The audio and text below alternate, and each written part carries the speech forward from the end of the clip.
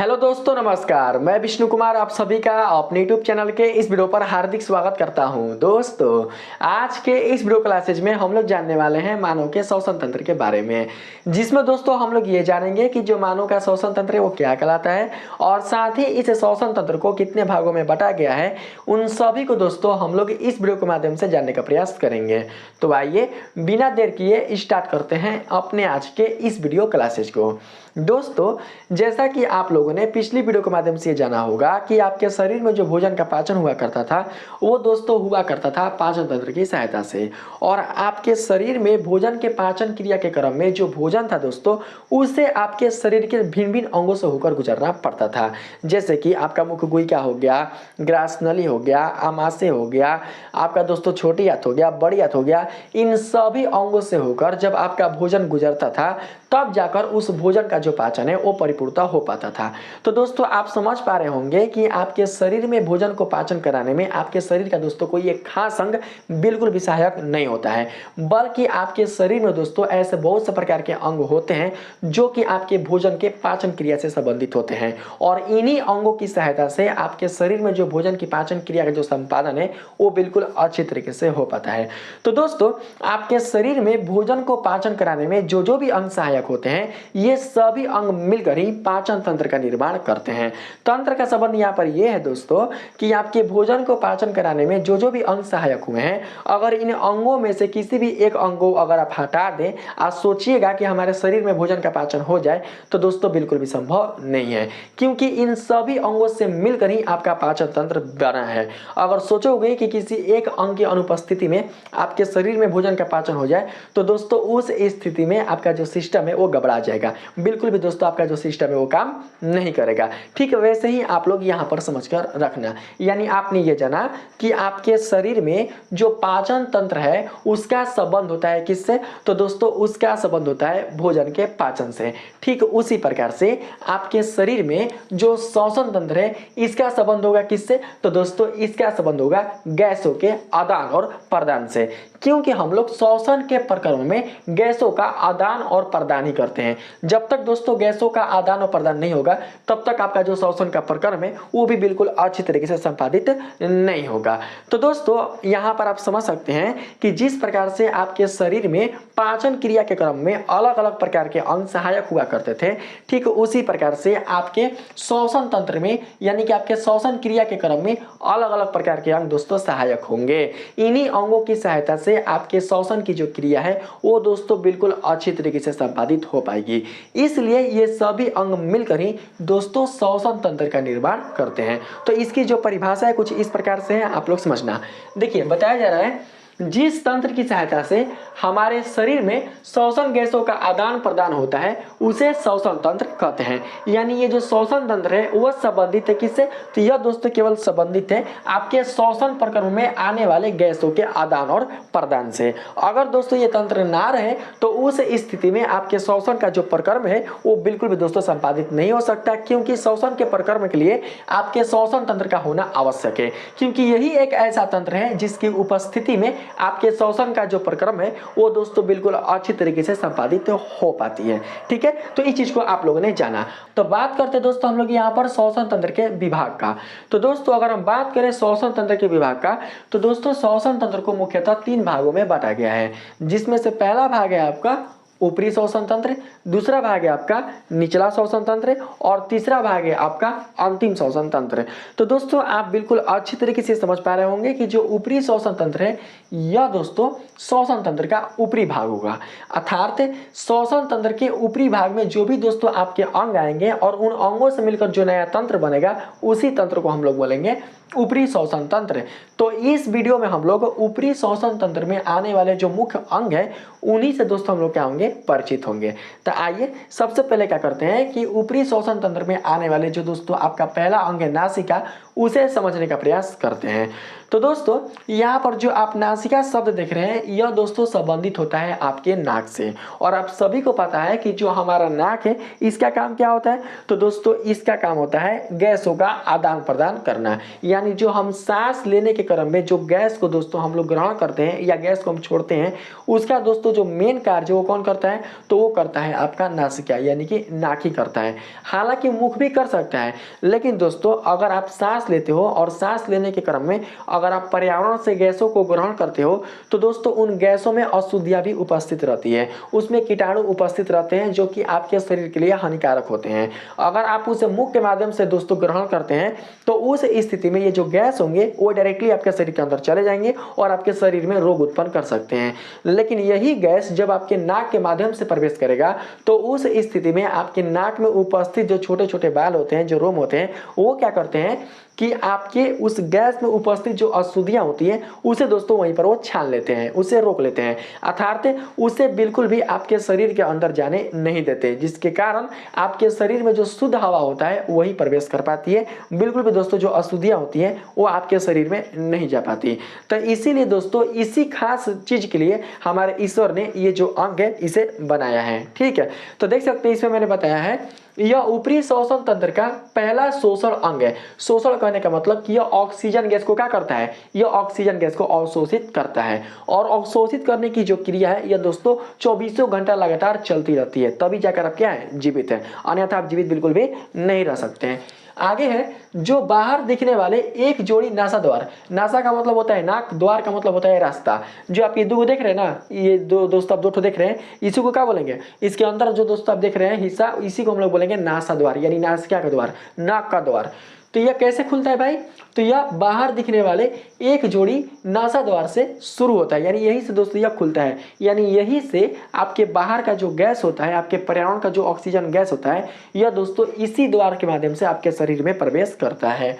यह एक बड़ी गुहा के रूप में होता है। गुहा का मतलब इसका आंतरिक भाग, इसका आंतरिक क्षेत्र क्या कहलाएगा, गुहा के रूप में या फिर गुहिका के रूप में जाना जाएगा, जो भीतर की ओर दो अलग अलग नासिका बेस्मों में खुलते हैं। नासिका बेस्म कहने का मतलब कि नाक चैम्बर। देखिए आप देख सकते हैं कि आपके नाक में दोस्तों यहाँ पर एक हड्डी है ना, हड्डी, और ये जो हड्डी है दोस्तों तो ये बिल्कुल भी यहाँ से मतलब कि कनेक्ट होगी, यहाँ से मतलब बीच में दोस्तों क्या है, दीवार है, बीच में आपका बीच में दीवार है, और इस दीवार के अगल बगल क्या है, इस दीवार के अगल बगल में दोस्तों आपका यहाँ पर दो ठो छिद्र है, एक छिद्र और एक छिद्र, इन दोनों छिद्रों के बीच में आपका ये दीवार है। तो दोस्तों इस दीवार के अगल बगल जो आप अंदर का जो आप क्षेत्र देख रहे हैं ना, उसी को हम लोग क्या बोलते हैं, उसी को हम लोग नासिका बेस्म के रूप में जानते हैं। देख सकते हैं मैंने यहाँ पर खुद लिखवाया है, नासिका बेस्म अंदर की ओर ग्रसनी में कंठ द्वार के समीप खुलता है।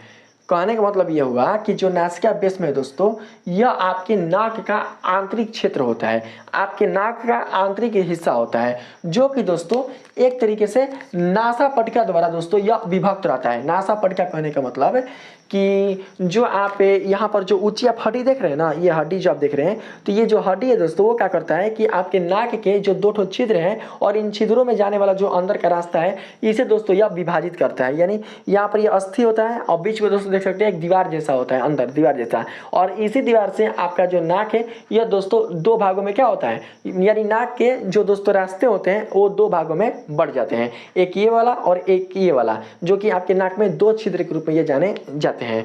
तो दोस्तों यही इसमें बताया जा रहा है कि यह एक बड़ी गुहा के रूप में होता है, जो भीतर की ओर दो अलग अलग नासिका बेस्मों में खुलते हैं। तो दो अलग अलग नासिका बेस्म कहने का मतलब कि आपके नाक का अंदर का जो पूरा क्षेत्र होगा वही आपका नासिका बेस्म कहलाएगा, लेकिन जो आप नासापाटिका देख रहे हैं ये वाला, इसके कारण आपका जो नासिका बेस्म होता है वो दोस्तों आपका अलग अलग दो भागों में बढ़ जाता है, यानी कि एक ही नासिका बेस्म में लेकिन वो अलग अलग बढ़ जाता है। ठीक है, तो यहाँ पर अगर हम बात करें नासिका बेस्म के आकार का, तो दोस्तों ये कैसा होता है, तो देखिए नासिका बेस्म की दीवार टेढ़ी मेढ़ी घुमावदार प्लेट की तरह होती है, जिसे कांची कहते हैं।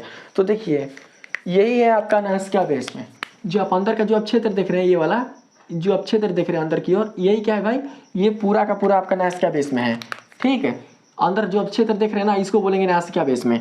और ये दोस्तों जो इसका दीवार होता है ये होता है टेढ़ा मेढ़ा, इसीलिए मैंने आप लोगों को दिखाने के लिए यहाँ पर टेढ़ा मेढ़ा मैंने बना दिया है, जिससे कि आप लोग ये समझ पाए कि ये नासिका बीच में का क्या है, यह दोस्तों नासिका बीच में का दीवार है और इसे दोस्तों हम लोग क्या बोलते हैं, तो कांची के रूप में जानते हैं। तो देखिए मैंने यहाँ पर लिखा भी है, देखिए यहाँ पर मैंने लिखा है कांची, यहाँ से क्या करते हैं दिखा देते हैं, इसी को हम लोग बोलेंगे कांची। जो इसका टेढ़ा मेढ़ा दीवार है ना नासिका बीच का, उसी को कांची बोलेंगे। ठीक है, नासिका बेस्मों में महीन म्यूकस मेम्ब्रेन का स्तर होता है जो म्यूकस स्रावित करता है, यानी सलेस्मा स्रावित करता है। सलेस्मा दोस्तों एक ऐसा आपका पदार्थ होता है जिससे कि आपके नासिका की जो दीवारें होती हैं वो दोस्तों सुरक्षित रहती हैं, यानी आपके जो नासिका की दीवारें होती हैं उसमें दोस्तों बिल्कुल भी किसी प्रकार का कोई भी प्रॉब्लम नहीं हो पाता। ठीक है, यानी नासिका की दीवारों को यह सुरक्षा स्तर प्रदान करती है। कौन, तो आपका जो सलेस्मा है ना वही, और यहीं से क्या होता है आपका म्यूकस स्रावित होते रहता है। कहाँ से, तो म्यूकस मेम्ब्रेन से। विभिन्न रोगाणु या अनहानिकारक पदार्थ लसलसे म्यूकस में फंसकर प्रकोष्ठ के बालों में चिपक जाते हैं। प्रकोष्ठ किसको बोलते हैं, तो आपके नाक का जो बाहरी भाग होता है ना, जिसमें रोम रहते हैं, जिसमें बाल रहते हैं छोटे छोटे, उसी को प्रकोष्ठ के रूप में जाना जाता है। तो देख सकते हो यहाँ पर प्रकोष्ठ होगा, मैंने बताया होगा।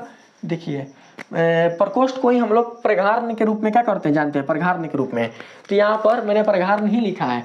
तो ये जो क्षेत्र होगा आपका, ये वाला क्षेत्र, यहाँ तक का जो क्षेत्र होगा यही आपका कहलाएगा प्रकोष्ठ, जिसमें दोस्तों क्या होते हैं, जो अशुद्धियाँ होते हैं वह इस प्रकोष्ठ में उपस्थित रोम में आकर फंस जाते हैं, जिससे कि ये जो अशुद्धियाँ हैं वो आपके शरीर में बिल्कुल भी प्रवेश नहीं कर पाते।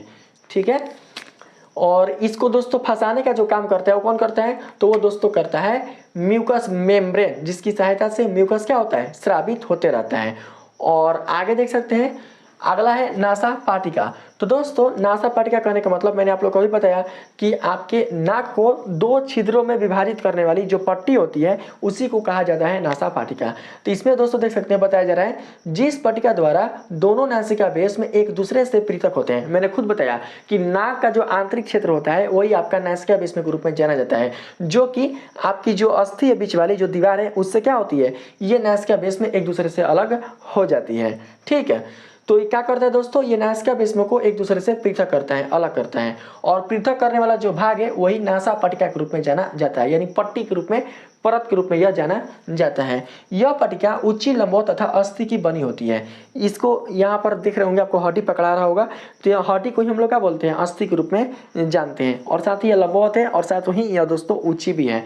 तो इसी को हम लोग किस रूप में जानेंगे, तो नासा पट्टिका के रूप में जानेंगे। अभी केवल और केवल दोस्तों हम लोग किसके बारे में बात कर रहे हैं, तो हम लोग ऊपरी श्वसन तंत्र के बारे में बात कर रहे हैं, जिसमें आने वाले जो मुख्य अंग है वो दोस्तों आपके ये सब हैं। ठीक है, तो हम लोगों ने जान लिया नासिका किसको बोलते हैं, नासिका बीच में किसको बोलते हैं, और नासा पट्टिका किसको बोलते हैं। अब हम लोग बात करते हैं प्रकोष्ठ। तो मैंने खुद बताया कि प्रकोष्ठ क्या होता है भाई, तो यह नासिका बीच में का छोटा अग्रभाग होता है, यानी नाक का जो आंतरिक भाग होगा, पूरा जो क्षेत्र होगा कहाँ तक, तो दोस्तों ग्रसनी में कंठ द्वार के समीप तक, देखिए है ना, नासिका बेस में अंदर की ओर ग्रसनी में कंठ द्वार के समीप खुलता है।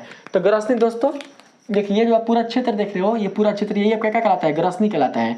और जब यहाँ से दोस्तों आपके दो ठो पाइप बढ़ जाते हैं, एक कौन, एक दोस्तों आपके भोजन नली वाला और एक आपका श्वास नली वाला, तब जाकर दोस्तों क्या होता है, इनके अलग अलग नाम दिए जाते हैं। तो एक जो आपका नाम होगा वो आपका कहलाएगा श्वास नली, ठीक, और एक जो आपका होगा वो कहलाएगा भोजन नली। ठीक है, अब बाकी जो इसके ऊपर वाला जो दोस्तों क्षेत्र होगा वो क्या कहलाएगा, ग्रसनी, और इसी क्षेत्र के समीप में दोस्तों आपके नाक का जो हिस्सा होगा वो कहलाएगा नासिका बेस में। और एक चीज आप लोग याद रखना कि यहाँ पर जो आप देख रहे हो, ये वाला जो देख रहे हो दोस्तों, ये वाला, यहीं पर क्या होता है, यहीं पर दोस्तों एक आपका वलय जैसा एक रचना रहता है, जिसको हम लोग एपिग्लोटिस के नाम से क्या करते हैं, जानते हैं। यानी जब आप भोजन करते हो तो उस स्थिति में क्या होता है कि जो एपिग्लोटिस है वह दोस्तों श्वसन द्वार को बंद कर देता है। यानी जो एपिग्लोटिस है दोस्तों वो क्या करता है कि जो कंठ द्वार है ना, इस कंठ द्वार को बंद करता है, जिसके कारण आपका जो भोजन है वो बिल्कुल भी श्वास नली में प्रवेश नहीं कर पाता। अगर दोस्तों यह श्वास नली में प्रवेश करेगा तो उस स्थिति में आपको काफी दिक्कत हो सकती है। तो आप जैसे ही भोजन करोगे तैसे ही क्या होगा कि जो एपिग्लोटिस है वह दोस्तों कंठ द्वार को बंद कर देता है, जिससे कि आपका जो श्वास नली है वह सुरक्षित रहता है। ठीक है, तो इस चीज को आप लोग समझ कर रखना, मैंने यहाँ पर दोस्तों बता दिया है। और यही दोस्तों आपका जो कंठ द्वार है और फिर आपका जो निगल द्वार है, यहीं से दो टो क्या होते हैं, पाइप बढ़ जाते हैं। तो एक जो पाइप होगा वो आपका कहलाता है कौन सा, तो ये कहलाता है ग्रास नली, जिसमें भोजन प्रवेश करता है। और एक जो आपका पाइप है जिसको हम लोग क्या बोलते हैं, इसे दोस्तों हम लोग बोलते हैं श्वास नलिका, जिसमें आपका श्वसन प्रक्रिया में आने वाले जो गैस है वो दोस्तों प्रवेश करते हैं। ठीक, आगे इसमें मैंने बताया आप लोग को कि नासिका भीष्म का यह छोटा आगे वाला भाग है जिसमें बाएं नासिका छिद्र खुलता है। ये जो दोनों छिद्र आप देख रहे हैं यही क्या है, आपके नासिका के छिद्र हैं। यह यानी इस भाग में समान रोम युक्त त्वचा का अस्तर रहता है। रोम मतलब बाल वाले त्वचा का अस्तर रहता है जो कि गैसों में उपस्थित जो अशुद्धियां होती हैं उन्हें अंदर जाने से रोकता है। इसे समझ कर रखना। आगे घ्राण क्षेत्र, तो घ्राण क्षेत्र क्या कहलाता है, प्रकोष्ठ के पीछे नासा भीष्म का छोटा ऊपरी भाग घ्राण क्षेत्र कहलाता है। अंदर जो आप यहाँ का पूरा जो क्षेत्र देख रहे हैं ना, इसके आंतरिक जो क्षेत्र आप देख रहे हैं उसी को दोस्तों हम लोग बोलते हैं घ्राण क्षेत्र। तो देखिए हमारे अंदर जो दोस्तों ये क्षेत्र होता है घ्राण वाला वो काफी छोटा होता है, इसलिए दोस्तों हम बहुत सारे चीजों को बिल्कुल भी सूंघ नहीं पाते हैं। जिस किसी भी जीव में घ्राण क्षेत्र छोटा होगा उसके सूंघने की जो क्षमता होगी वो दोस्तों काफी क्या होगी, वो काफी निम्न होगी। जिस किसी भी जीव में जो घ्राण क्षेत्र होगा वो बड़ा होगा तो उस स्थिति में उस जीव की जो सूंघने की क्षमता होगी वो दोस्तों अधिक होगी। ठीक है, तो ये हो सकता है कहाँ पर आता होगा, तो देखिए ये यहाँ पर आता है। देखिए घ्राण क्षेत्र मैंने लिखा है ना, तो ये दोस्तों इस वाले हिस्से में रहता है, इसी वाले हिस्से में रहता है जो कि आपके नासिका भीष्म का यह क्या है, यह पीछे वाला भाग है। और जो आपका प्रकोष्ठ है यह दोस्तों नासिका भीष्म का आगे वाला भाग है। अब बाकी नाक के अंदर का जो पूरा क्षेत्र है वही आपके नासिका भीष्म के रूप में जाना जाता है जो नासा पटका के द्वारा एक दूसरे से अलग हो जाता है, यानी दो भागों में अलग हो जाता है। ठीक, आगे देख सकते हैं श्वसन क्षेत्र है। नासिका के जिस क्षेत्र में श्वसन गैसों का आदान प्रदान होता है उसे श्वसन क्षेत्र कहते हैं।